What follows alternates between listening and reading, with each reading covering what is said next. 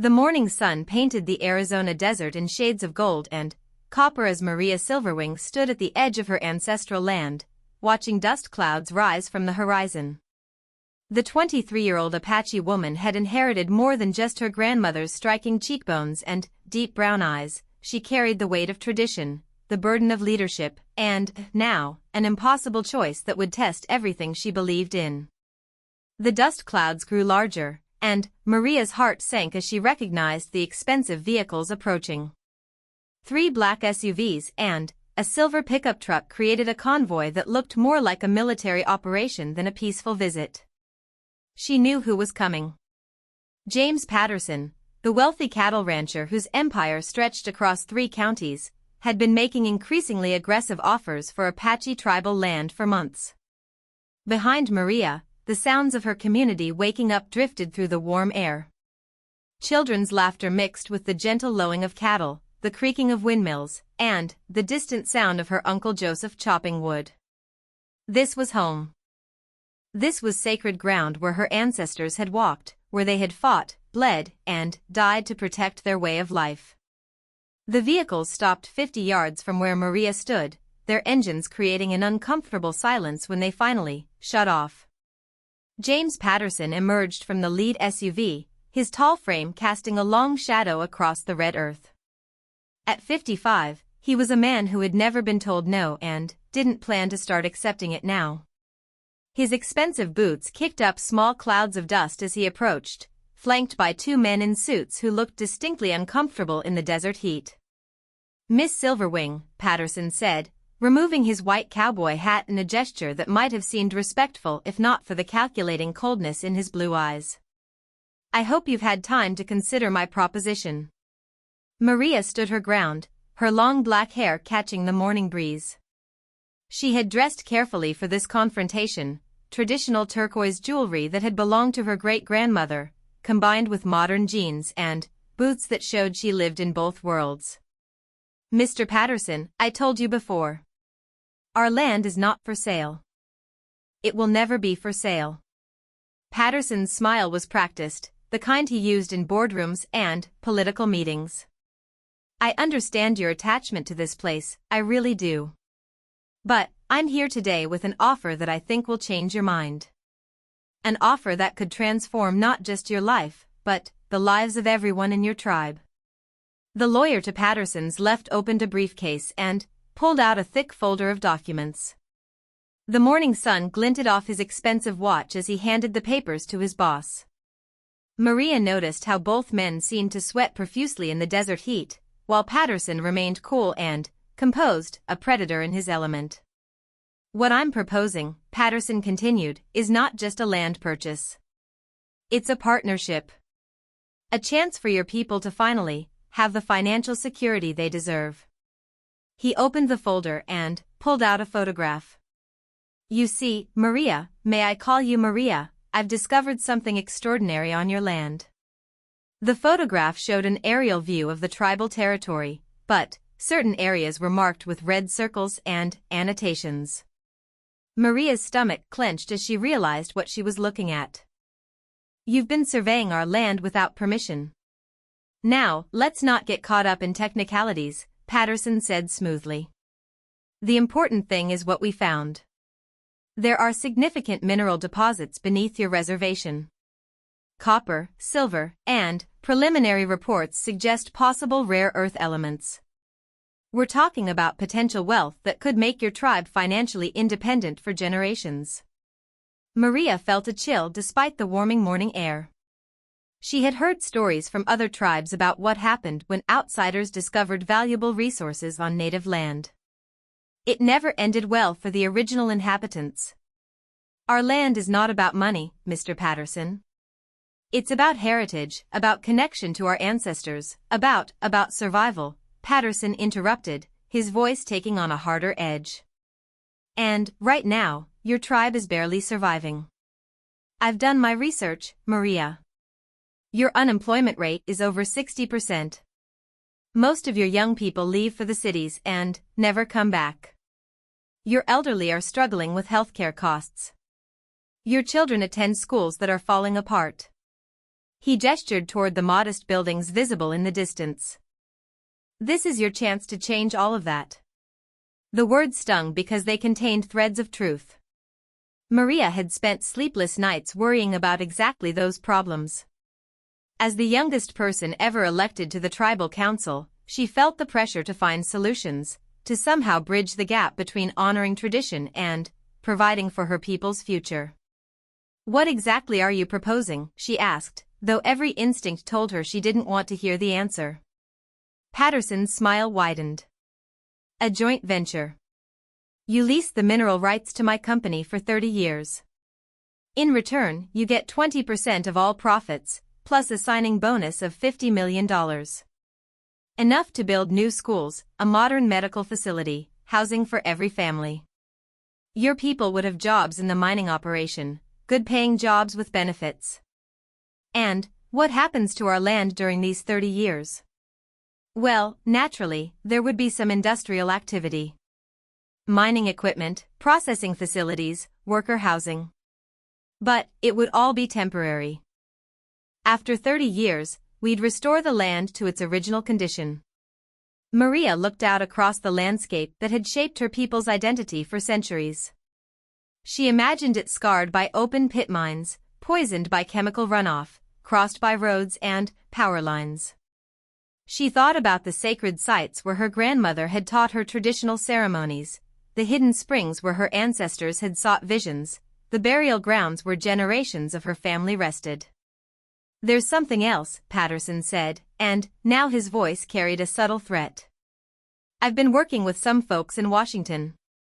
There's going to be a new federal energy initiative, focused on domestic mineral production for national security. The government is going to be very interested in developing these resources, one way or another. The implication was clear. If the tribe didn't cooperate with Patterson, they might face federal intervention, eminent domain, or worse. Maria had studied enough history to know how such scenarios typically played out for Native Americans. A dust devil spun across the desert behind Patterson, and Maria took it as a sign from her ancestors. They had faced impossible choices before, survival versus surrender, adaptation versus extinction. But they had found ways to endure while keeping their souls intact. I need to discuss this with the tribal council, Maria said finally. Of course, Patterson replied. But I should mention that my offer has an expiration date. I can give you 72 hours to make a decision. After that, I'll have to pursue other options. As Patterson and his entourage climbed back into their vehicles, Maria remained standing in the dust they left behind. 72 hours to decide the fate of her people. 72 hours to choose between financial salvation and cultural suicide. The sun was climbing higher now, and the desert was beginning to shimmer with heat waves. Maria walked back toward the tribal offices, her mind racing with the magnitude of the choice before her. Along the way, she passed the small cemetery where her grandmother was buried. She paused at the weathered headstone, placing her hand on the warm stone. What would you do, grandmother? She whispered. How do I choose between saving our people's bodies and saving their souls? The wind carried no answers, only the sound of her community beginning another day of struggle and hope, unaware that everything they knew might be about to change forever. Inside the tribal council building, Maria found her uncle Joseph waiting for her. At 62, Joseph Silverwing was the keeper of tribal traditions and Maria's most trusted advisor. His weathered face showed the wisdom of someone who had fought many battles to preserve their way of life. I saw the vehicles, Joseph said quietly. Patterson came back. Maria nodded, sinking into a chair across from her uncle. He's offering $50 million, Joseph. Plus jobs, plus a percentage of mining profits. He says we can build schools, hospitals, housing for everyone. Joseph was quiet for a long moment, his calloused hands folded in his lap. When he finally spoke, his voice carried the weight of hard-earned wisdom. My grandfather used to tell stories about the old days, when white men came offering beads and blankets in exchange for land. The beads were beautiful, the blankets warm. Our people were hungry and cold. It seemed like a good trade at the time. This is different, Maria said, though she wasn't sure she believed it. This could solve all our problems. No more kids leaving for the cities because there's no work here. No more elderly going without medicine because they can't afford it. No more land, Joseph interrupted gently.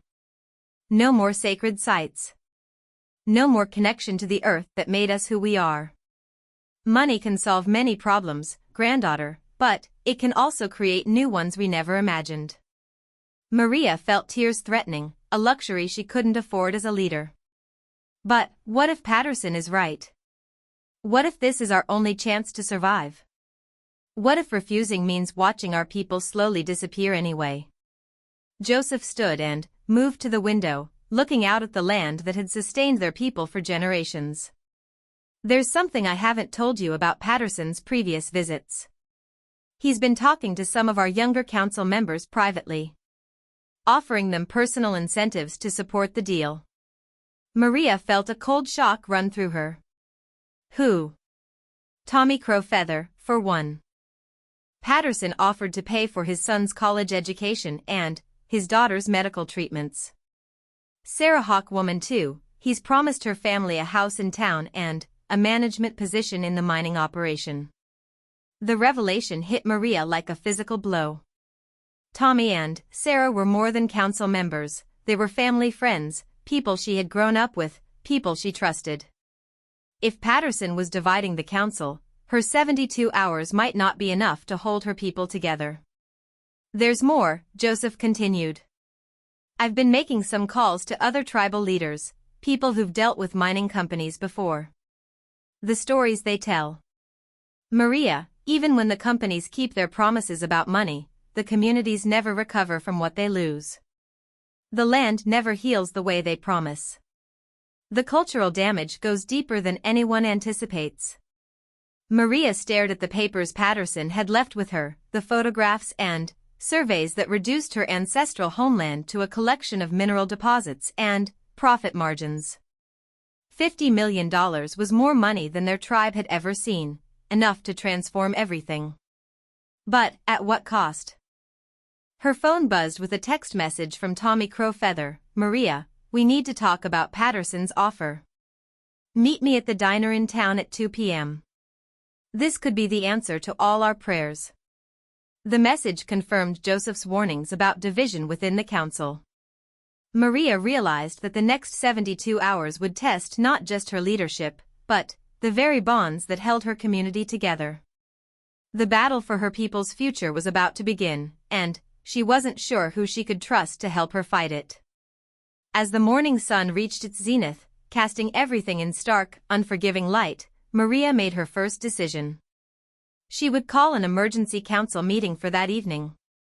Whatever happened next, her people deserved to hear the truth and have a voice in their destiny. But first, she had a lunch meeting to attend, where she would discover just how deep Patterson's influence had already spread through her community. The real test was only beginning.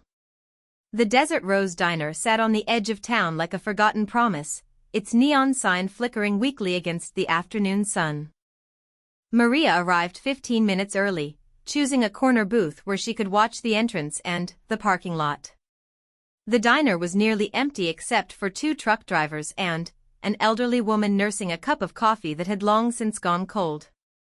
Tommy Crowfeather walked in precisely at 2 o'clock, and Maria's heart sank as she noticed he wasn't alone. Sarah Hawkwoman followed close behind, along with Michael Painted Horse, another council member Maria had considered an ally. The way they moved together, the shared glances between them, told her that this meeting had been planned long before Tommy's text message. Tommy slid into the booth across from Maria, his usually warm demeanor replaced by nervous energy.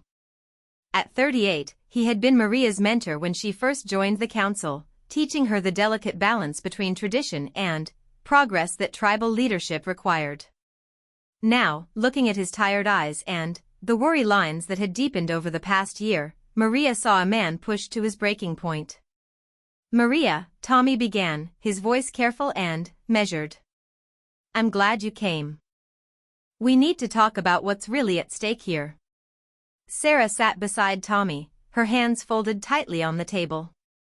At 42, she was the single mother of 3 children and worked 2 jobs to make ends meet.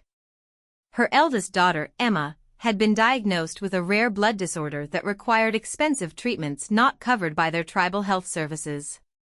The financial strain had aged Sarah beyond her years, and Maria could see desperation lurking behind her determined expression. "Before you say anything," Sarah said, "I want you to know this isn't easy for any of us. But we have to think about our children's futures, not just our past." Michael remained standing, too agitated to sit. At 29, he was only slightly older than Maria but had already buried 1 child due to inadequate medical care and watched his wife struggle with depression in their overcrowded trailer. "Maria, you're young and idealistic, and I respect that. But idealism doesn't pay medical bills or put food on the table." The waitress approached, a middle-aged woman with kind eyes who had served coffee to 3 generations of tribal members. "What can I get you folks?" "Just coffee," Maria said, though her stomach was churning too much to consider food. "Same for all of us," Tommy added. When the waitress left, Tommy leaned forward, his voice dropping to barely above a whisper. "Patterson's offer isn't just money, Maria. It's hope. Real, tangible hope for our people's survival." "You mean Patterson's bribes?" Maria replied, more sharply than she intended. Sarah's face flushed. "They're not bribes. They're investments in our community's future. My daughter Emma needs treatments that cost $30,000 every 6 months. The tribal health service can't cover it. In 2 years, she'll need a bone marrow transplant that could cost over $1 million. How is letting her die protecting our traditions?" The raw pain in Sarah's voice hit Maria like a physical blow. She reached across the table to touch Sarah's hand, but Sarah pulled away. "Don't," Sarah said, tears threatening. "Don't touch me with those clean hands of yours and tell me about the importance of sacred ground when my child is dying." Michael finally sat down, his jaw tight with suppressed anger. "My son Danny would still be alive if we'd had a real hospital here instead of that clinic with outdated equipment and overworked staff. He had appendicitis, Maria. Appendicitis. In the 21st century, children don't die from appendicitis unless they live in places that time forgot." The weight of their pain pressed down on Maria like the desert heat. These weren't abstract policy decisions, they were life and death struggles happening in her community while she debated the philosophical merits of preserving sacred sites. Tommy pulled out a folder from his jacket. "I've been doing research too, Maria. Not just on Patterson's offer, but on what other tribes have done in similar situations. The Navajo Nation has successful mining partnerships. The Cherokee have casino revenues that fund education and healthcare. The Choctaw have diversified into manufacturing and technology. They found ways to honor their heritage while providing for their people's needs. And how many of them lost their souls in the process?" Maria asked. "How many of them saved their children's lives?" Sarah shot back. The waitress returned with their coffee, the mundane act creating a brief pause in the escalating tension. Maria wrapped her hands around the warm cup, drawing comfort from its familiar weight while her world shifted beneath her feet. "There's something else you need to know," Tommy said quietly. "Patterson isn't the only one interested in our mineral rights.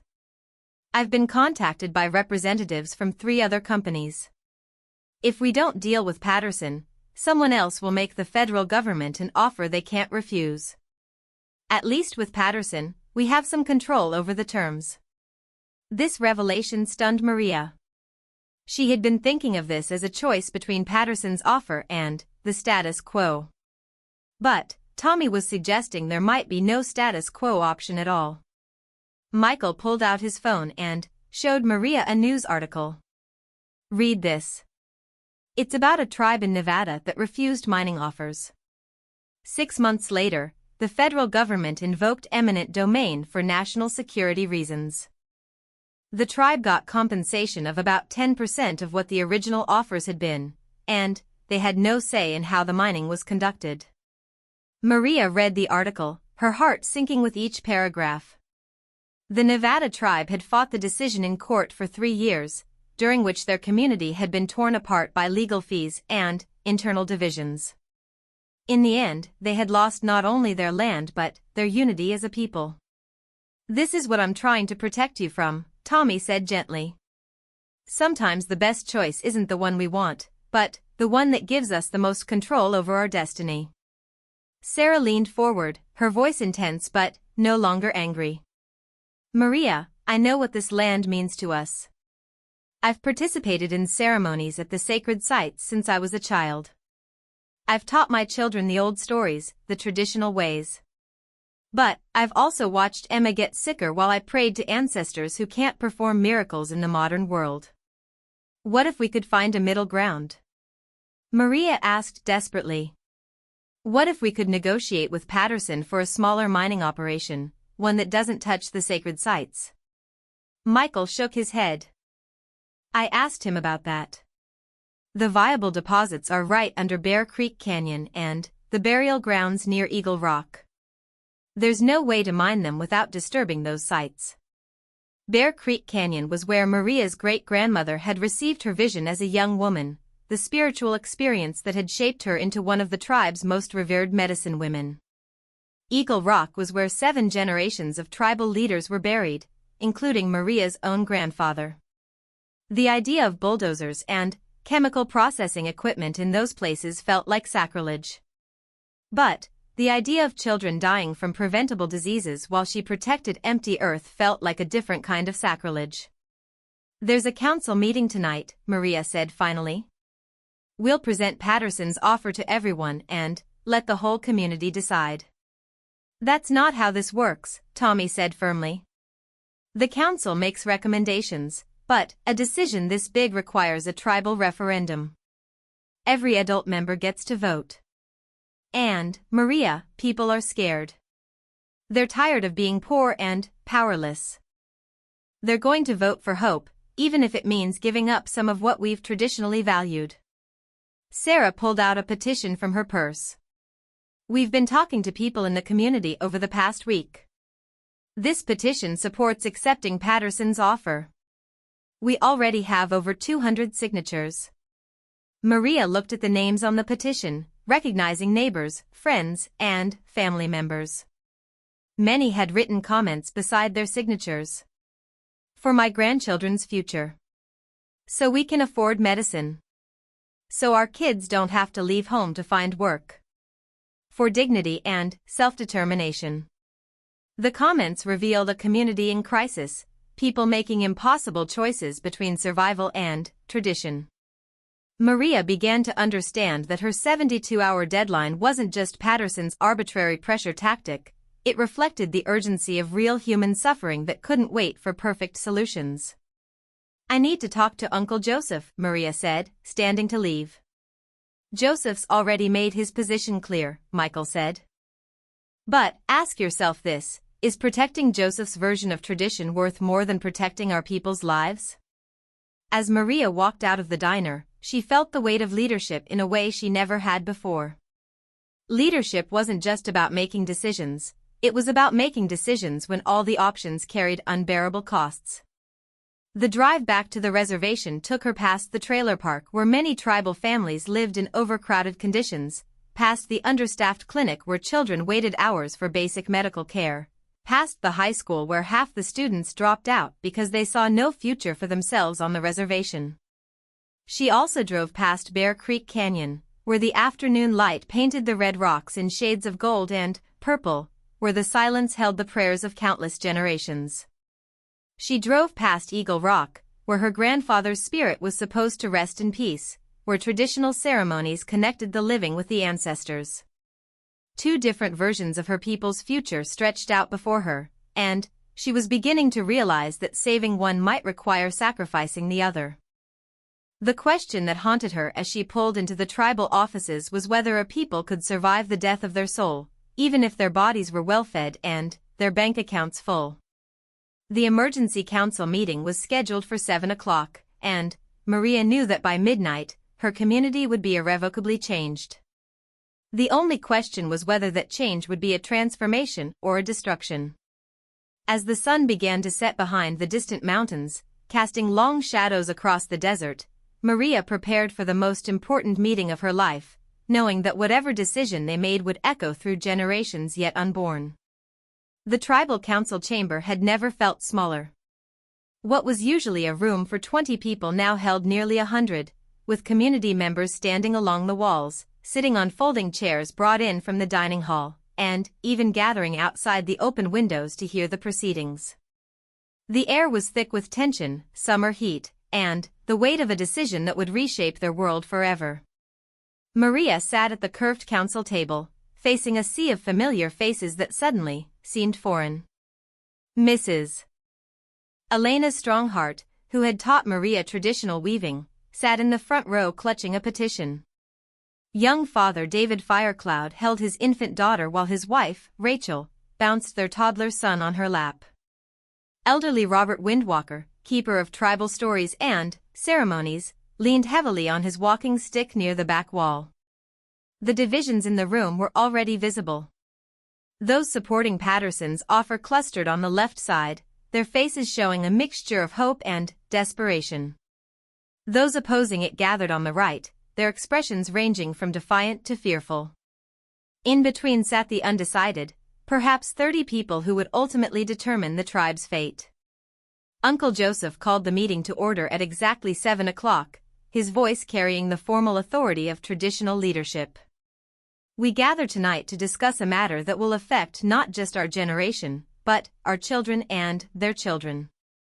Before we begin, let us remember that we are family, that no matter what we decide, we remain bound by blood and history. He turned to Maria. Council Member Silverwing will present the offer that has been made to our tribe. Maria stood, her legs unsteady beneath her. She had practiced this presentation all afternoon, but now, facing her community, the words felt inadequate. 3 days ago, James Patterson approached our tribe with an offer to lease our mineral rights for 30 years. The terms include $50 million upon signing, 20% of all mining profits, and guaranteed employment for tribal members in the mining operation. Murmurs rippled through the crowd. $50 million was an almost incomprehensible sum to people who had lived with poverty for generations. The mining would primarily affect the areas around Bear Creek Canyon and Eagle Rock, Maria continued, her voice growing stronger.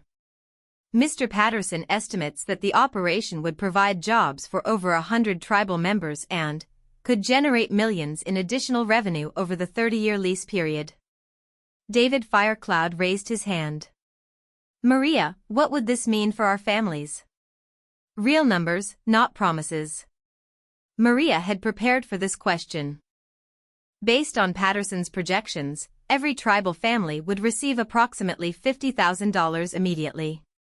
Additionally, mining jobs would pay between $40,000 and $80,000 annually, compared to the current average household income on our reservation of $18,000. The room erupted in excited whispers. For most families present, $50,000 represented several years' worth of income. Combined with high-paying jobs, it promised an escape from the cycle of poverty that had trapped them for generations. Tommy Crowfeather stood up. I'd like to speak in favor of accepting this offer. His voice carried the weight of personal experience. My son starts college next year, but I can't afford tuition. My daughter needs medical treatments that our tribal clinic can't provide. This offer would allow me to be a father who can actually provide for his children's futures. Sarah Hawkwoman joined him. I've been working 2 jobs for 8 years, trying to save money for Emma's medical care. At my current pace, I'll have enough saved for her bone marrow transplant about the time she's too old to benefit from it. This offer could save my daughter's life. One by one, other supporters stood to share their stories.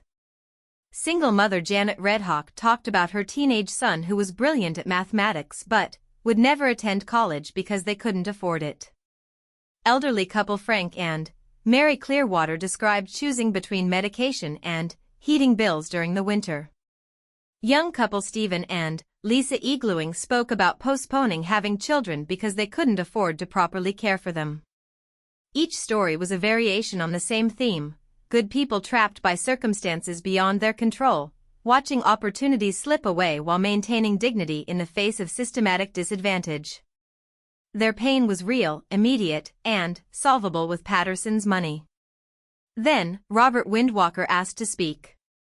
The 90-year-old medicine man rarely addressed council meetings, preferring to offer guidance privately. When he stood, his arthritic hands gripping his walking stick, the room fell completely silent. "I was born on this land in 1935, he began, his voice thin but clear. "I have seen our people survive the Indian boarding schools, the termination policies, the relocation programs. Each time, outsiders promised that if we just gave up a little bit of who we were, we would be better off." He paused, letting his words settle. "My grandfather fought the cavalry to protect this land. My father fought the Indian agents who wanted to take our children away. I fought the bureaucrats who wanted to dissolve our tribe entirely. We survived because we remembered that some things are more valuable than money." Maria watched the faces in the room as Robert spoke. She could see the respect everyone held for the old man, but also the impatience of people whose children needed medicine and whose dreams were dying from lack of opportunity. "Bear Creek Canyon is where our people have sought visions for 12 generations, Robert continued. "Eagle Rock holds the spirits of our ancestors. If we sell access to these places, we don't just lose land, we lose our connection to everything that makes us who we are." Michael Painted Horse stood up. "Robert, I respect your wisdom, but my son Danny is buried in that cemetery next to Eagle Rock. He died because we couldn't afford to get him to a real hospital in time. How many more children have to die before we admit that connection to the ancestors doesn't replace modern medical care?" The confrontation between the old medicine man and the grieving father embodied the impossible choice facing the tribe. Both men were right. Both men were heartbroken. Both men wanted what was best for their people. Maria felt the weight of the moment as she prepared to present the opposing viewpoint. "I've also researched what happens to tribal communities that enter into large-scale mining partnerships. I'd like to share some of what I've learned." She had prepared a presentation about environmental damage, cultural loss, and the long-term consequences of resource extraction. She had statistics about cancer rates near mining sites, about groundwater contamination, about communities that had traded their heritage for temporary wealth and ended up with neither. But, as she looked out at the faces in the room, at Sarah clutching her petition, at Tommy holding a photo of his children, at David bouncing his baby daughter, she realized that abstract environmental concerns carried little weight against immediate human suffering. "Instead," she said, "I spoke with leaders from 3 tribes that have major mining operations on their land. They asked me to share their experiences with you." Maria pulled out her phone and played a recorded message from Chief Patricia Strongbear of the Northern Cheyenne. "Tell your people that money can solve many problems, but it can also create new ones you never imagined. Our community has been divided for 15 years over mining revenue. Families don't speak to each other anymore. Our young people have lost respect for traditional ways. We have new schools and hospitals, but we've lost something essential about who we are as a people." The second recording was from Tom Begay of the Dine Nation. "The mining companies promised us partnership, but, after 10 years, we're still mainly laborers in operations controlled by outsiders. The real profits go to shareholders we'll never meet. And the environmental damage, it's going to outlast all of us." The final recording came from Maria Gonzalez, a tribal member from New Mexico. "We thought $50 million would solve everything. It lasted about 8 years. The mining operation generated less revenue than projected, and, when the easily accessible deposits were exhausted, the company abandoned the site. We're still dealing with cleanup costs that exceed what we originally received." The room was quiet as the recordings ended. Maria could see doubt creeping into some faces, but also resistance from those who had already made up their minds. Elena's strong heart stood up, her voice shaky but determined. I've lived on this reservation for 73 years. I've watched my children leave because there was nothing here for them. I've buried friends who died from diseases that could have been treated if we'd had better healthcare. I don't want to disrespect our traditions, but I also don't want to watch another generation of our young people leave home because we couldn't provide them with opportunities. Her words sparked an emotional response from Rachel Firecloud. My grandmother always said that our job isn't just to honor the ancestors, but to become ancestors worth honoring. What kind of ancestors are we if we choose to let our children suffer when we have the power to help them?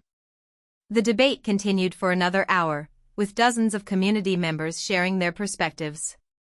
Maria began to see that this wasn't really a debate between tradition and progress, but between two different visions of survival. One side believed they could only survive by adapting to the modern world, even if it meant sacrificing sacred spaces. The other side believed that survival without cultural identity wasn't really survival at all. As the evening wore on, the positions hardened rather than converged. The community that had entered the room as family was fracturing before Maria's eyes, and she realized that the most painful consequence of Patterson's offer might not be what they decided, but how the decision process was tearing them apart. Uncle Joseph called for a brief recess at 9 o'clock. As people stepped outside for fresh air or clustered in small groups to continue arguing, Maria found herself alone in the chamber, staring at the empty chairs and wondering if her community would ever be whole again, regardless of what they decided about the mining offer. The real tragedy, she was beginning to understand, was that both sides were acting out of love, love for their children, love for their ancestors, love for their people's future. But love, she was learning, wasn't always enough to prevent heartbreak. The recess stretched longer than planned as heated discussions continued in the parking lot, under the desert stars that had witnessed countless tribal councils throughout history. Maria stepped outside the building and was struck by the sight of her community literally divided. Two distinct groups had formed, with empty space between them like a wound in the fabric of their unity. She was about to return inside when she noticed a familiar figure standing alone near the old oak tree that marked the center of their settlement. Anna Silverwing, Maria's 15-year-old niece, sat on the swing that Joseph had built for her years ago. Even in the dim light from the building, Maria could see that the girl had been crying. Anna? What are you doing out here? You should be at home with your homework. Anna looked up at her aunt, her young face bearing an expression far too mature for her years. I've been listening from outside the window. Aunt Maria, are we really going to let them destroy Bear Creek Canyon? Maria sat down on the grass beside the swing, feeling the day's accumulated exhaustion settle into her bones. It's not that simple, sweetheart. The adults are trying to make a very difficult decision about what's best for everyone. But Bear Creek Canyon is where Mom took me to pray when Dad was dying, Anna said, fresh tears starting to flow. She told me that's where our ancestors go to seek wisdom when they're facing impossible choices. If we sell it to the mining company, where will future generations go when they need guidance? The question hit Maria like a physical blow. In all the discussions about economics and healthcare and education, no one had specifically addressed what would replace the spiritual infrastructure they would be losing. Where would future tribal members go for vision quests? Where would they conduct coming-of-age ceremonies? Where would they seek the kind of wisdom that couldn't be found in books or bought with money? Anna, what would you do if you were in charge? The teenager was quiet for a long moment, swinging gently while she considered the question. I've been thinking about that all week, ever since I heard the adults talking about the mining offer. I think maybe we're asking the wrong question.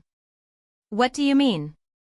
Everyone's arguing about whether to accept Mr. Patterson's offer or reject it. But nobody's talking about what other choices we might have. What if there's a third option we haven't thought of yet? Maria studied her niece's face, struck by the clarity of thought that sometimes came from minds not yet constrained by adult assumptions about what was possible. What kind of third option? Well, what if instead of selling our mineral rights, we learned how to develop them ourselves? What if we started our own mining company, or our own businesses, or found other ways to create jobs and income without giving control to outsiders? The suggestion was both naive and brilliant. Naive because tribal communities rarely had the capital or expertise to launch major industrial operations. Brilliant because it identified the core issue that everyone else was dancing around. The question wasn't really whether to develop their resources, but who would control that development. Before Maria could respond, Uncle Joseph appeared beside them. The recess is ending. We need to get back inside. As they walked back to the building, Joseph said quietly, I heard what Anna suggested. It's not as impossible as it might sound. There are federal programs that provide capital for tribal economic development. The Menominee Nation in Wisconsin successfully transitioned from outside timber contracts to their own forestry operation. The Acoma Nation developed their own food processing facilities. But those are much larger tribes with more resources, Maria pointed out. Size isn't everything. The Citizen Potawatomi Nation in Oklahoma started with almost nothing and now owns multiple businesses generating hundreds of millions in revenue. It takes time and careful planning, but it's possible. They rejoined the council session, which resumed with a presentation from Patterson himself. He had arrived during the recess, accompanied by additional advisors and a portable projector for a PowerPoint presentation. Maria noticed that he looked less confident than he had that morning, as if the delay and community debate had introduced variables he hadn't anticipated. Ladies and gentlemen, Patterson began, his voice carrying the practiced authority of countless boardroom presentations. I understand you're having a thorough discussion about this opportunity, which I respect. I'd like to clarify a few points that might help inform your decision. The presentation was slick and professional, filled with charts showing projected revenue, architectural renderings of the proposed facilities, and testimonials from employees at Patterson's other mining operations. He emphasized the environmental safeguards his company employed, the restoration work they would conduct after mining was complete, and the economic benefits that would extend beyond the tribal community to the entire region. What you're looking at, Patterson said, clicking to a slide showing aerial photos of a reclaimed mining site in Montana, is what Bear Creek Canyon could look like 30 years from now. Modern reclamation techniques can restore the land to conditions that are often better than the original state. Robert Windwalker asked to respond. The old medicine man had been silent during most of the evening, but now he stood with obvious effort and pointed at the screen showing the reclaimed Montana site. Mr. Patterson, that land you're showing us may look green, but it's not the same land that was there before. You can plant new grass and new trees, but you can't replace the spiritual energy that accumulates in a place over centuries. You can't recreate the connection between the land and the people who have prayed there for generations.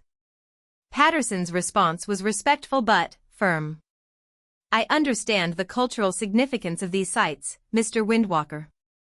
But I would ask you to consider the cultural significance of providing your young people with opportunities to thrive. Culture is about more than just preserving old places, it's about ensuring that your people have a future where they can continue to practice their culture. The exchange highlighted the fundamental difference in worldview between the mining executive and the tribal elder.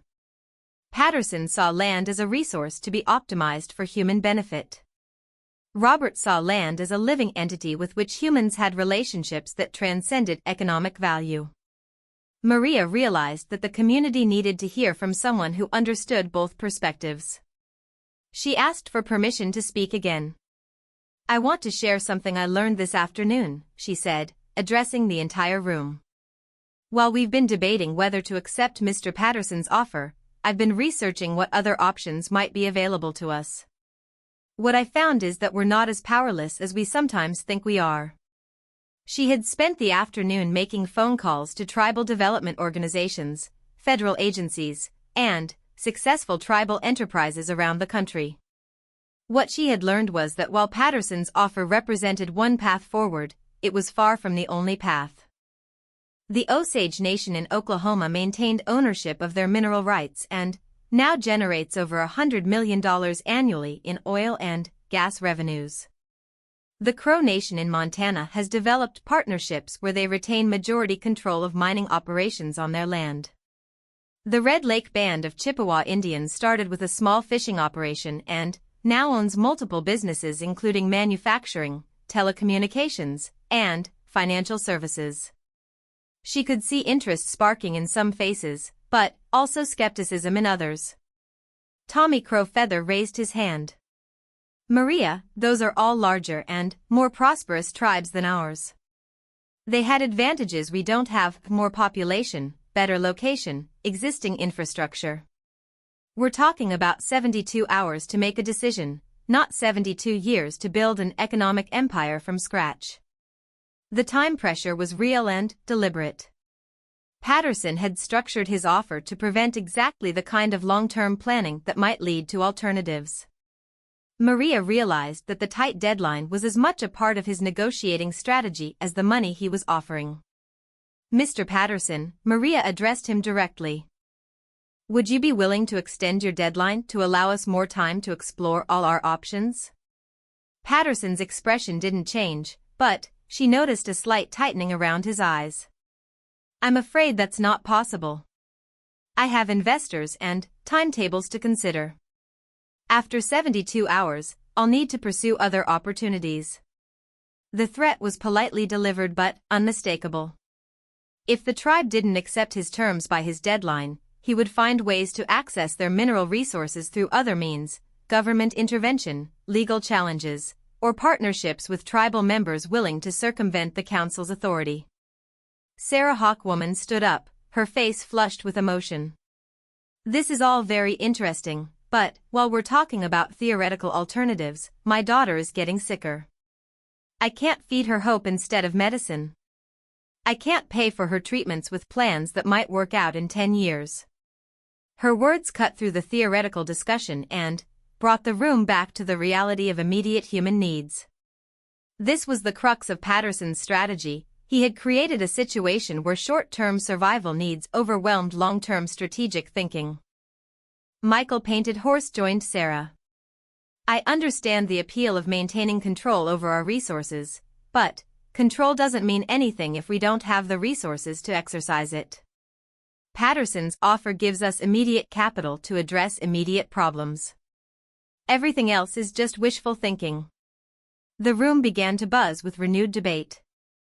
Maria could see the momentum shifting back toward accepting Patterson's offer, driven not by greed but by desperation and the very real needs of community members who had waited too long for help.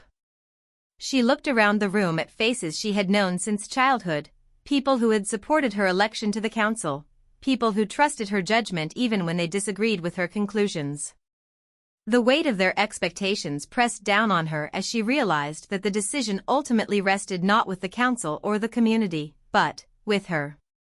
As the youngest member of the council and the unofficial leader of the younger generation, her position would likely determine which way the final vote went. If she supported Patterson's offer, the tribe would probably accept it. If she opposed it, they would probably reject it, at least for now.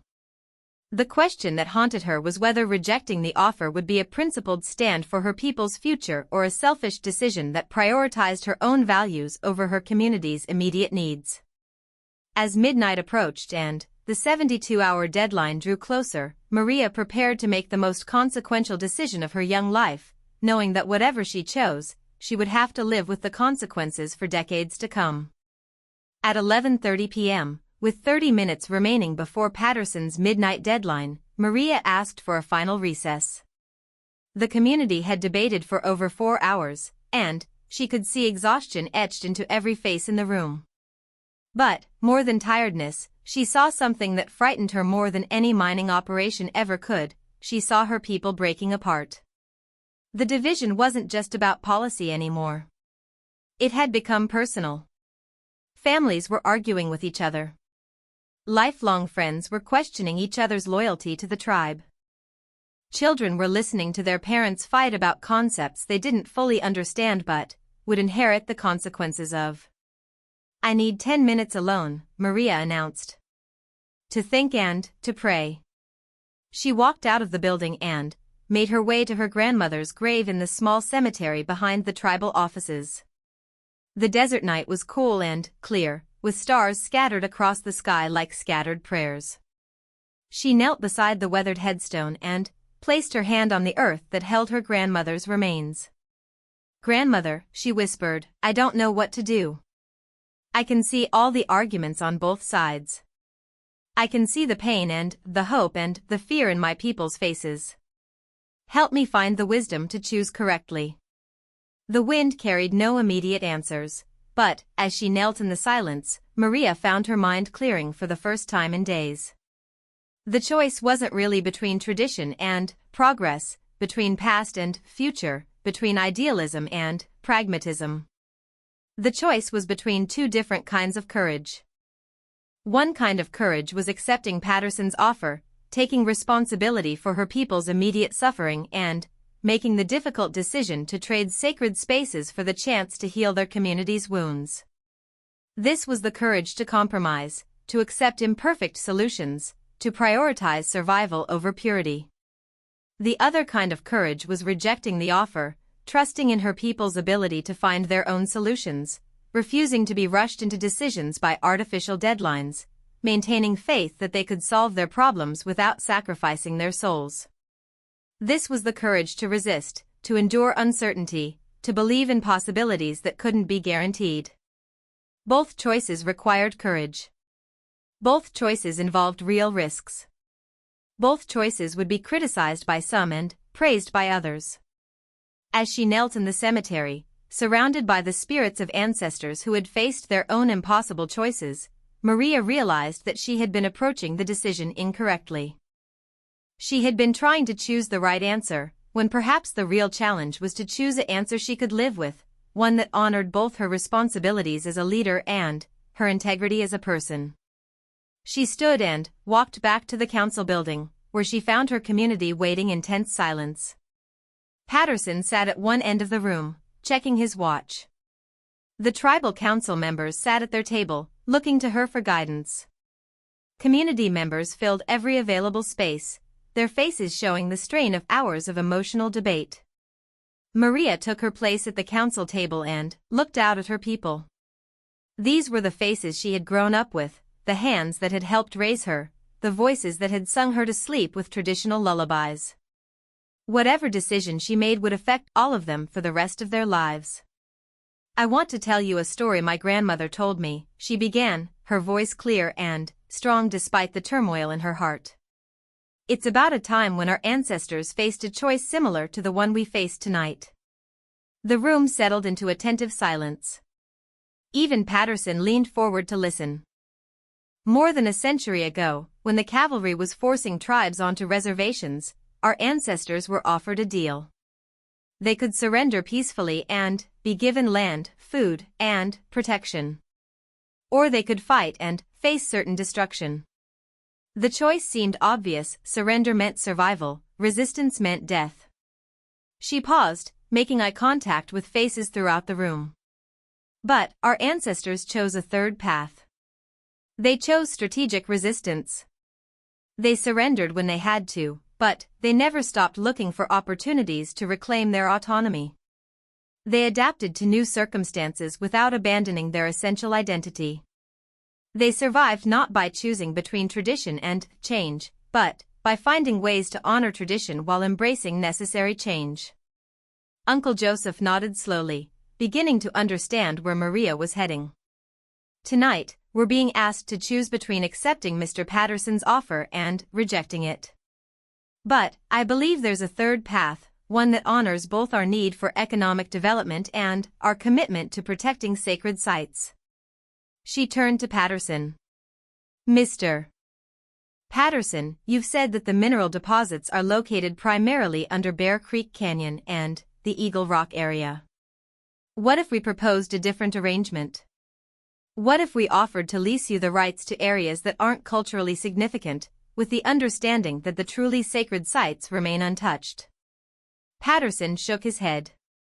I've already explained that the viable deposits are concentrated in those specific areas. Mining the periphery wouldn't be economically feasible. Then, what if we delayed the decision about those particular sites? What if we started with a smaller operation in less sensitive areas, used that revenue to develop our own expertise and resources, and then revisited the question of the sacred sites in 5 years when we're negotiating from a position of strength rather than desperation? For the first time that evening, Patterson looked uncertain.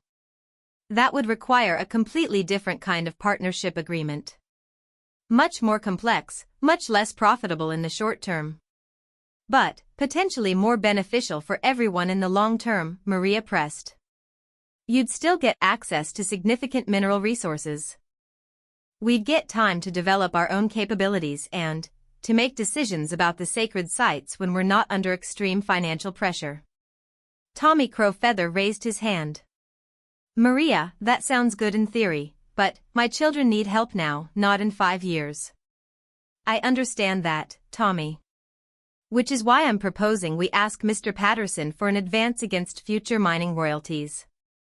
Enough to address the immediate medical and educational needs in our community while we develop the longer-term partnership. Sarah Hawkwoman looked skeptical. How much of an advance? And what guarantee do we have that the long-term plan would actually work? Maria had been thinking about this during her time at the cemetery. Based on Mr. Patterson's geological surveys, the total value of our mineral resources is estimated at over $1 billion. I'm proposing we ask for a $10 million advance, enough to build a medical clinic, upgrade our schools, and provide college scholarships for every tribal member who qualifies, but not so much that it undermines the long-term partnership. The room buzzed with whispered conversations as people considered this middle path. $10 million was less than Patterson's original $50 million offer, but it would address the most urgent needs while preserving options for the future.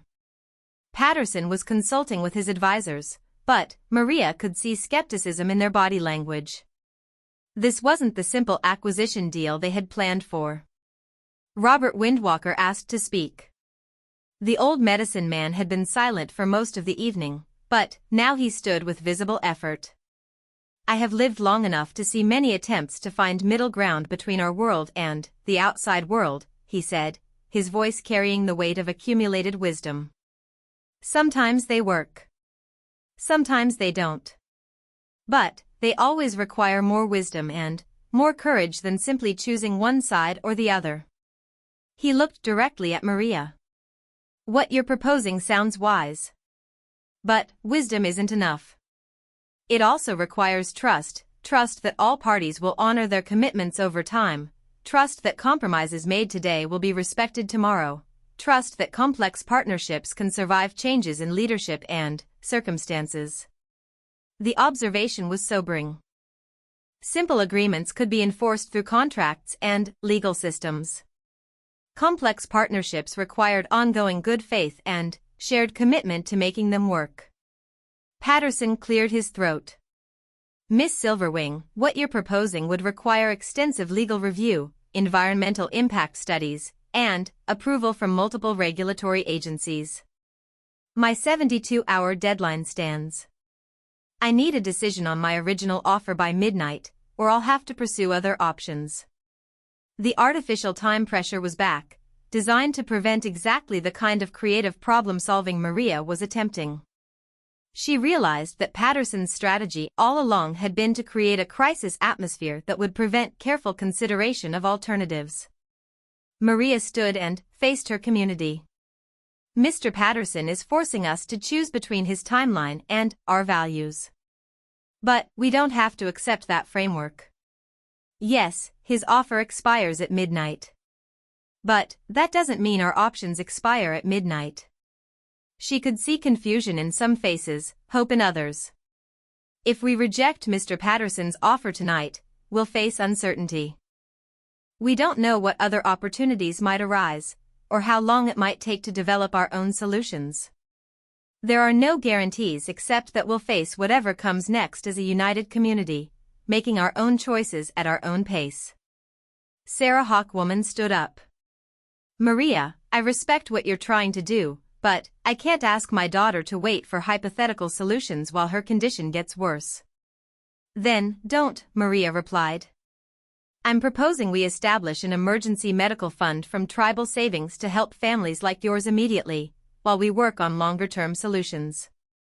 Our tribal savings account has $18,000 in it, Michael Painted Horse pointed out. That's not enough to help anyone significantly. Maria had thought about this too. We also have $47,000 in our education fund, $32,000 in our infrastructure fund, and about $15,000 in various other accounts. If we consolidate those resources and add them to whatever loans we can secure against our assets, we could probably raise about $200,000 within 30 days. It wasn't $50 million, but it would be enough to address the most urgent medical needs while they pursued other options. Tommy Crowfeather was doing calculations in his head. $200,000 divided among the families with immediate needs, it would help, but it wouldn't solve everything. It would buy us time, Maria said.